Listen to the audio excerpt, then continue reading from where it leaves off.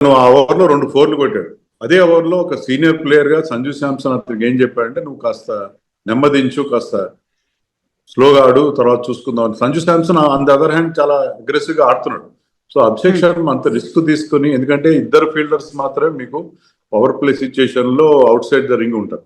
కానీ దాంట్లో ఒక ఫీల్డర్ ఉన్నా సరే మిడ్ వికెట్ బౌండరీ మీద అతన్ని ఛాలెంజ్ చేస్తూ అతను ఆడిన షాట్, అందులో ఫామ్ లో లేనప్పుడు అతను ప్రాపర్ గా మిడిల్ చేయట్లేదు బాల్స్. అతను ఆడిన షాట్ చాలా పూర్ షాట్ అది.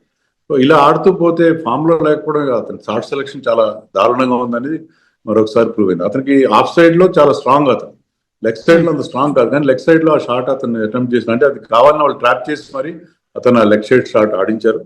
దాంట్లో ఆ ట్రాప్ లో అతను పడిపోయాడు. అలాగే వరుణ్ చక్రవర్తి అన్ఫార్చునేట్లీ అతని హిస్టరీని వాళ్ళు ఛేదించారేమో అన్ని టీమ్స్ అనిపిస్తుంది. లాస్ట్ మ్యాచ్ లో ఓవర్ కి 15-16 రన్స్ చెప్పుని ఇచ్చాడు అతను.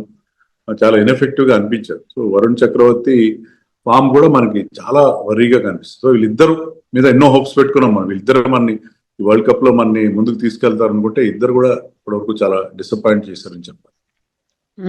ఒక్క వికెట్ ఒకటి తీశారు వరుణ్ చక్రవర్తి, ఇంకా అంతకు మించి లేదు. అండ్ డబుల్ డిజిట్ కూడా క్రాస్ అవ్వలేదు అభిషేక్ ది. డెఫినెట్ వరుణ్ చక్రవర్తి వికెట్స్ తీశాడు, కానీ ముఖ్యంగా లాస్ట్ 2-3 మ్యాచెస్ లో అతను చాలా ఇన్ఎఫెక్టివ్ గా అనిపిస్తున్నాడు. Is going for too many runs గా మనకి కనిపిస్తుంది.